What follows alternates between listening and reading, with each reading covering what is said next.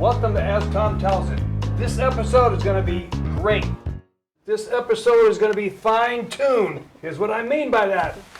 I got Ms. Brinkmann with me, Hi, Thom. a violin master. That's pretty nice looking. A lot of them are plain looking. This one's really done up nice. Is this for someone? You built it yourself? Now, this is something very, very special. Okay. So this is called a Hardanger Fiddle. Ooh. It's a Norwegian instrument, and they're just very, very beautiful. They're decorated. Think about Norway and long winters, and then people would make their instrument themselves, and they sit at night, and they paint. It's called rosing. They paint certain flowers that fits into the neighborhood, and then, of course, the mother of pearl inlay. They just love decorated instruments, and then at the top, instead of having a scroll like a normal violin, there is a crowned line set. Wow, so that's if cool. you think of Norway, you can think of Viking ships. Yes. They would have something in front as well. So this one has some teeth, so it's really a scary little guy. They're just very, very beautiful instruments. They're folk instruments. They would hang. This thing is original. It would hang at the wall. Really? In the living room, and then say, yep, Friday night we're going to play this. And then that little boy would say, grandfather, grandfather, when do you make one for me? Well, when you're 10, then I make one for you. And then, these things would not end up in a case somewhere, but they were living in the living room, visible, and then they would be used for enjoyment. The winters are long, there's lots of cold weather, so music plays an integral Now, role. they hand it down generation to generation? They're handing down generation of generations. So this one actually was an eBay find. Okay. Right. So somebody's parents or father was from Norway and living in the United States, and now the father had passed, and the kids didn't know what to do with it. So they took this instrument to a local violin shop, and they said, we don't know what this is. So it's a fairly new instrument. It's made in 1980, so that was obviously the year the father went back to Norway and to have a little souvenir when he came back to America. So if you are of Norwegian descent, then you know about Hardanger fiddles. It is played here in Minnesota area, Boston area. It goes with dances, it goes with the language, of course, it goes with the music, which is taught orally. So there's really nothing written down. Stories, right? Well, you just listen. You play. You look at like your father's fingers, and then you imitate. Very different from when you learn traditional violin, where there's a book and a music stand, and then you have to. So this one's actually more fun? This is actually more Yeah, more fun. It's more fun playing, and it's really, really nice to look at. So normal violins do not look like this, but just for presentation purpose, it's a nice thing to show off. So let's get into what you do. You're a master violin maker. How's business? It's always something. So you really? I'm like the doctor. Okay. So people come to me with their problems. I'm a master maker according to the German guild system. So you have a 3-year apprenticeship, then you have to make your journeyman instrument, then there will be a test, and then you pass and become a journeyman. You do 3-4 years as a journeyman, then you go back to school, you learn how to run a business. Oh, that's cool. So the guild knows that the craftspeople know what they are doing, but many people fail on the business side. So they say, go back to school, learn how to write a bill, when to bill, how to bill, what to do when people don't pay. You learn about laws, you learn about how to teach an apprentice. And once you pass all of that, then you become a master in the trade. And how do people know to go to you? If you have a broken violin, you will be asking people what to do about it. Okay. It's same like if you need a doctor, you don't really go by the phone book. I mean, some people do, but Would somebody down here at the music store know you? yeah, Oh, okay. yes. I'm here now for 20 years, So my name is out there, and if people need me, they will call on me. What kind of problems you run into? Everything. This is under broke, the sun. this doesn't work. This doesn't sound right. Today a little boy dropped the instrument and then the bridge cracked. Another instrument didn't sound right, so I said, well, why don't we change the strings to a different brand? People find instruments in the attic, or something comes down in the family, they didn't even know about it. Wow, that's interesting. So these are always, this particular one is 4 strings? No, this has 8 strings. This particular one has 8 strings. Wow. That's the fun about it. You see, it's 8 packs.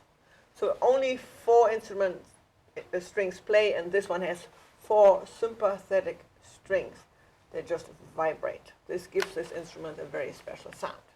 So it's really different from a traditional Now, violin. on a guitar neck, there's a lot more, whatever those little square things are called, Right, you have frets. frets. So there's very few on here. There are no frets at all. It's just decoration. So, So you have to know where you put your finger. There's no help. But you know there's muscle memory. You learn it where the finger is. so is there all A flat and B flat and all this stuff that you hear about in guitars? I'm going, my son's doing this. I go, I can never remember all that stuff. Then the finger hurts and, oh. As a musician, you will remember. You learn all this stuff. It's like another language to learn. I got a dumb question for you. There, ask me any dumb question. Are there electric ones? There is electric ones, of course. Do they use them a lot today? But if you play classical music, no. If you're strict classical, you will not play electric. So these guys that do concerts, I don't care if it's country music or whatever, that's a regular violin, normally? Yes. Is that electrified, probably? Some people do. It's big fun. If you're playing the band, you can put a pickup on, or you have a real electric violin. But you would have that on top of your normal violin. You would have your classical violin, because most people are classically trained, and then you buy yourself an electric violin for the fun of it. And it is fun. So compared to a guitar, similar, a lot more, depending on what you want in the violin. If I asked you to build it for me, Oh, there's more to it, yeah. I mean, the guy is just simple shape. yeah. Look, this baroque, all this, all this decoration. Guitar just doesn't have it. A guitar is flat, so this has an arching. Oh, okay. So is there different woods for this stuff? Yes. So you always have spruce on the top. Spruce is the sounding board. Every guitar will have a softwood. Every instrument will have softwood, Okay. what we call the sounding board, and then the back. For the violins, classically, it's maple, and we like the flame maple. This one is just very little flames. The kids call it tiger maple because it often has that's tiger cute, stripes. that's cute. It would, if it had lots of tiger stripes, it would compete with a Rosinha. So this has more a flatter appearance. But yes, it's usually flame maple on the sides and back, and then spruce on the top. And for stability, of course, the neck needs to be out of maple. Otherwise, this whole thing will not I've last. never noticed that the back was like arched. Yeah, and the top. Okay. So on the guitar, everything is flat. It's a simpler built instrument. The guitar has bars, so that it won't collapse, because the top has a lot of tension. I mean, Yeah. so the string instruments just have one bar. Are these as old as guitars, or did they come first, or you know anything like that? Like you said, up in those countries, they probably had them for thousands of years. Well, they came first. The guitars came first. Plucked instruments came first. Okay. Because for this is a bowed instrument. So in order to bow an instrument, you have to raise the strings, and you had to have this cut out for the design, so that a bow Okay. has space. But in the beginning, you wouldn't have that. Everything was flat, and you could just only pluck an instrument. So once you had this raised, and you had room for a bow, you could produce a continuous sound. Now I just saw you go like that, Well, yeah, that's not quite right. and I'm going, okay, so they must put it up here because it's short, right? Because you can't play it down here like a guitar. Now this one actually, you sort of hold it, not like a violin, you hold it against the bone here. Traditionally, this would be used for dancing. Dance. like a kind of square dance. Oh, So okay. you would have one player, and then he would call out at the same time. Yeah, lift the lady, turn right, turn left. If you hold it up here, you have not much freedom to talk. So you only needed one person to play the music and to be the caller. Wow, well, two things at once. Wow, So it was a handy, or is a handy instrument to have. Can I play this? No. But then I don't have to play this. So this is what my customers do. it's interesting. Wow. Yeah. So people will pay good money. People pay good money.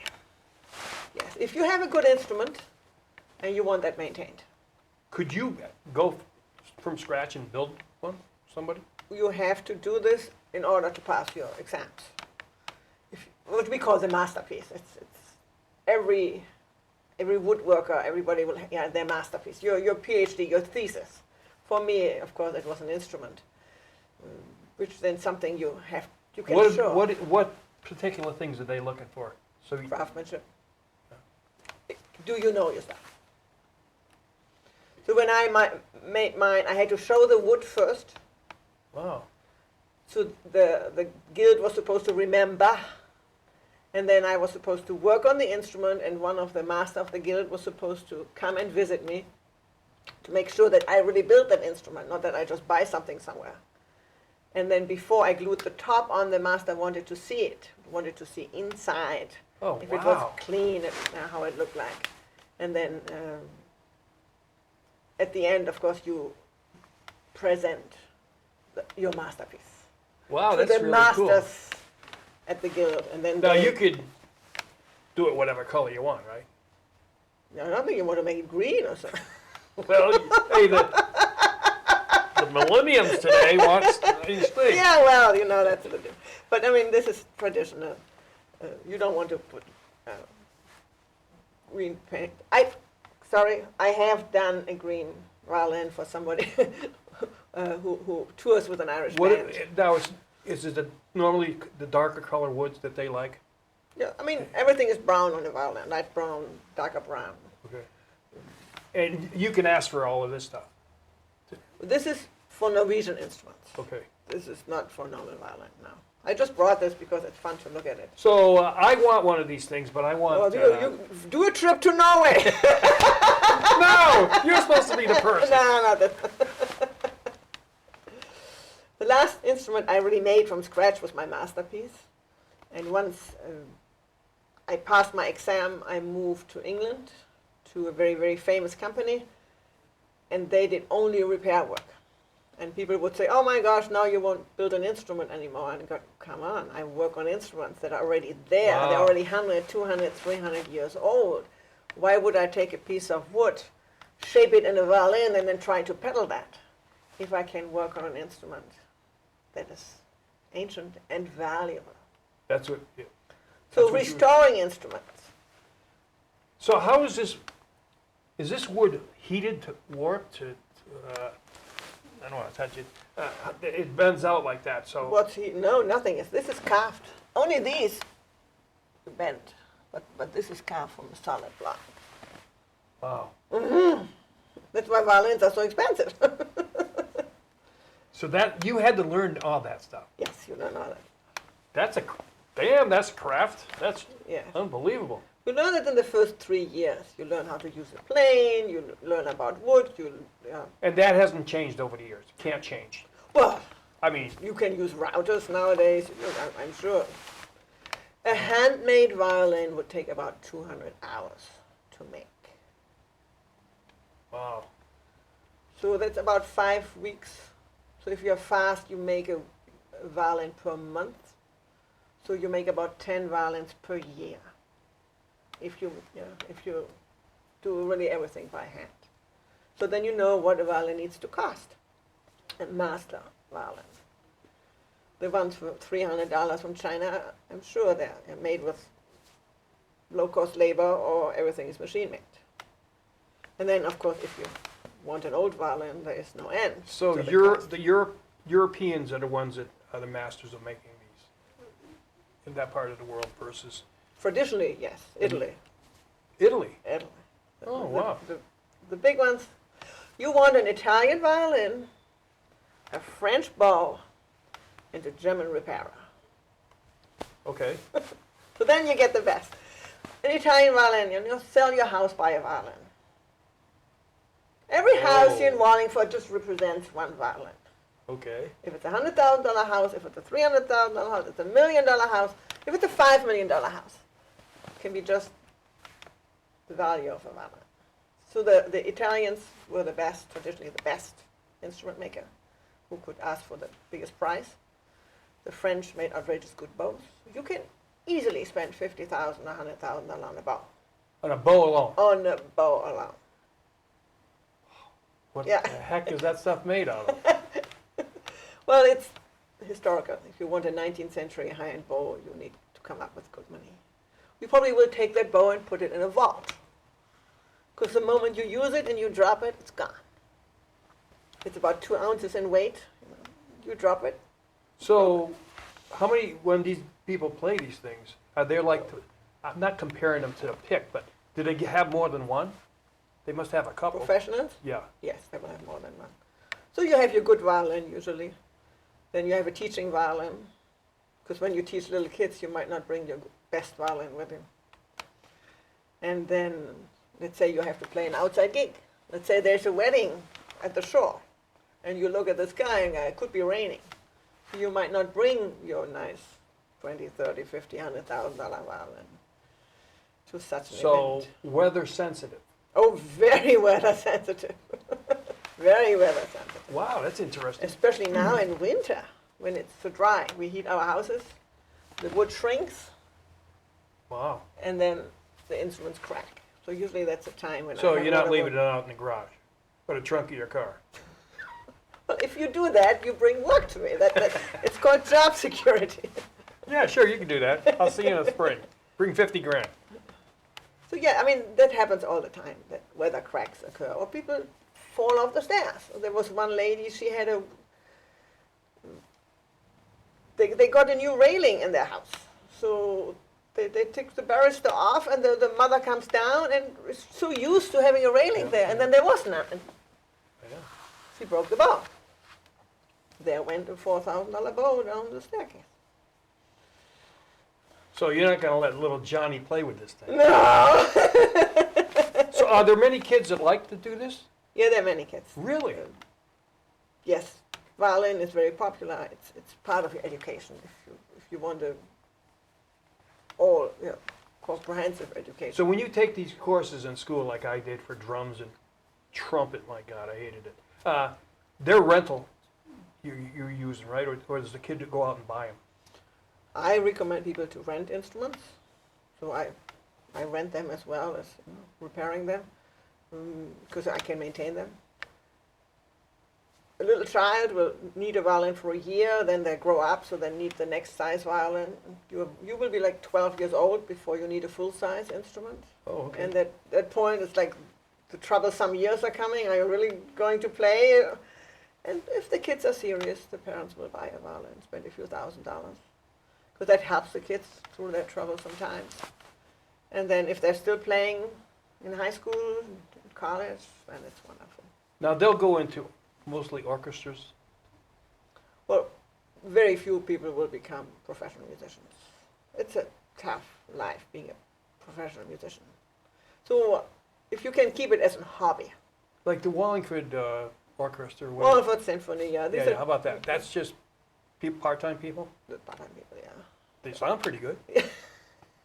The people who work, who play in every orchestra to make a living, and they teach and they play wedding gigs.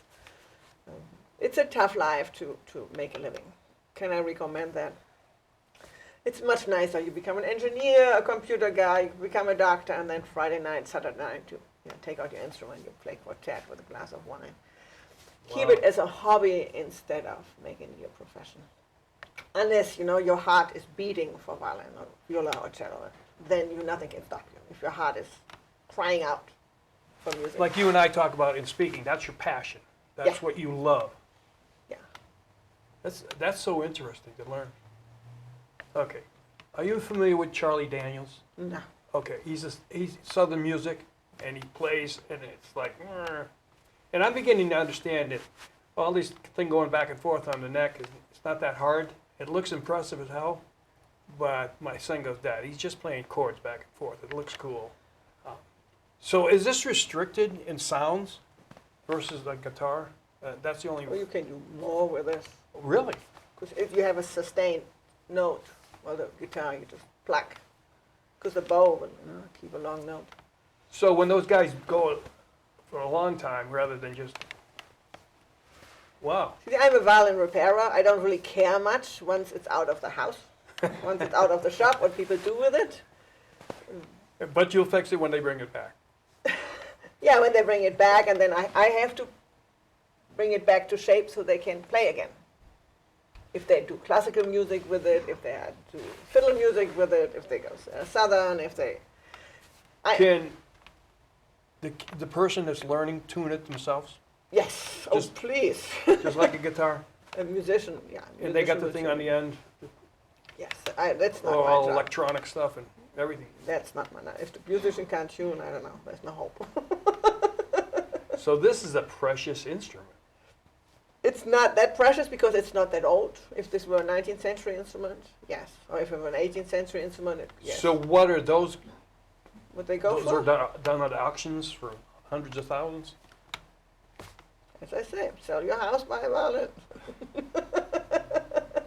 Wow. So you're local, you're right here in town.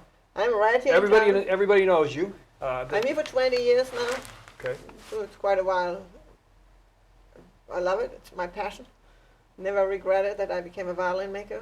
I Very unique. never been to college. I did it right after high school, did my apprenticeship. How long did that take? You went over it. I was in Germany, did a 3-year apprenticeship, Yep. and then 4-year journeyman, and then I became a master.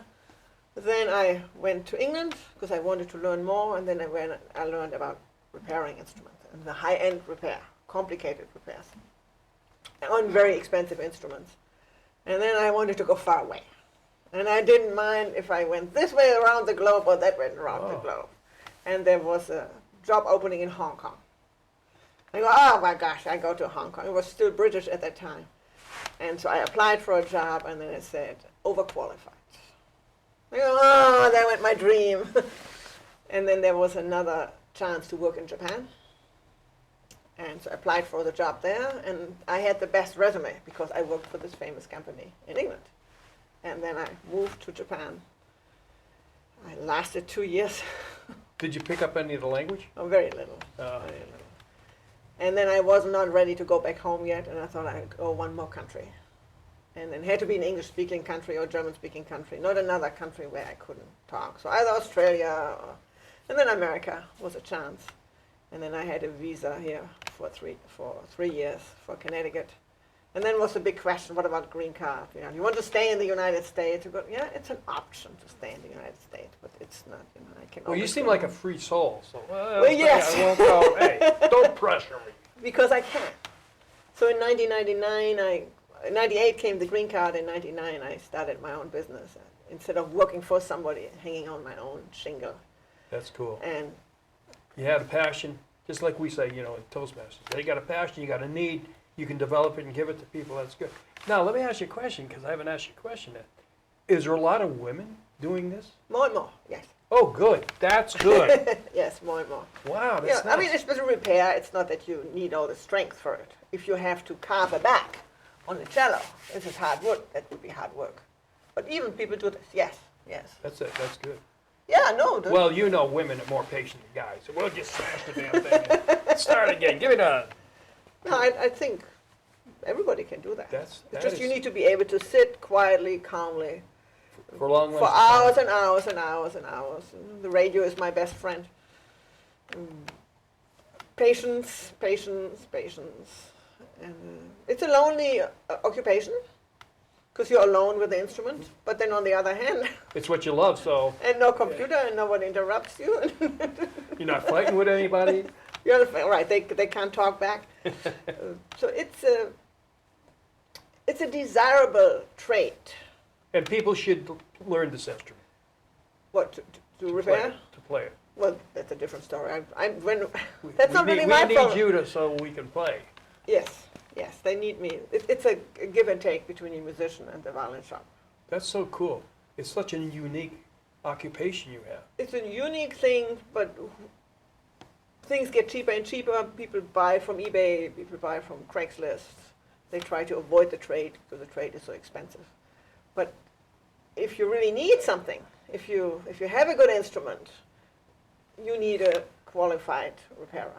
I mean, where do you take your $100,000 violin? Where do you take your Well, $500,000 I always cello? looked at it, if I got a $100,000 violin, I can afford you. So, And, you know, you're right too, because, you know, you and I both with the speaking stuff we do, how much do you charge an hour? No, in your case, it's your knowledge. I'm paying you for knowledge. I don't know how to do it. for me, the money is secondary. The work has to be done first, and the work has to be done right. And then the business side falls in place. But if the work isn't done, forget the money. Yeah, You don't build a reputation by charging people. You build a reputation. that's right. By That's what serving people forget about. They always think it's the money. No, it's It's not the money. years and years of practice and study, and you honed your skill. Right. This has been an interesting evening. You didn't think it would go by fast, but there's only a minute left. Luther, I want to thank you for showing up. Appreciate it. Yes, thank you very much. Tonight's presentation tip, how to practice. A lot of people believe that you need to practice to be perfect. That's a fallacy. The concept is practice is the path to expertise. Let's talk about 3 techniques you can use to improve your practice.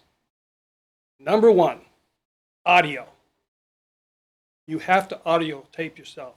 Everybody has an app on the phone, or you can get one. Most of them are free. I don't care if you're doing it in your car, in the bathroom. I wouldn't do it in the shower. Anywhere you are, keep them. Listen to them over and over again, and they're going to help you with timing, pausing, all the aspects you need to speak. There's an app called Ori, O-R-A-I. O-R-A-I. It's a free app. You speak into it. It talks to you about timing. It shows you when you should slow down or speed up, what percentage you have. It's a very good app. Number 2, the one everybody hates to do is video. You have to do it because some people say, I don't want to see myself. Just what we see. You need to learn how to improve. The easiest way is with a phone or if you got a tablet, because these have great cameras on them. Videotape yourself every chance you can get. And keep them again, just like the audios, and watch your progression. It's really good for you. Number 3, my favorite, the mirror. Everybody talks about using a mirror, but if you notice, right now I'm looking straight at the camera and I'm concentrating on my face. And that's what a lot of people do, and they say, I practice with a mirror, but I don't get the gestures right. Here's a trick. Hold a piece of paper up in front of your face and take, say, your entire presentation, take it down, watch the recording, and notice, that'll help you notice your body language, which is an asset to your presentation. Use those 3 tips, and we're going to watch your presentation grow, grow, and grow. See you next week for the next tip.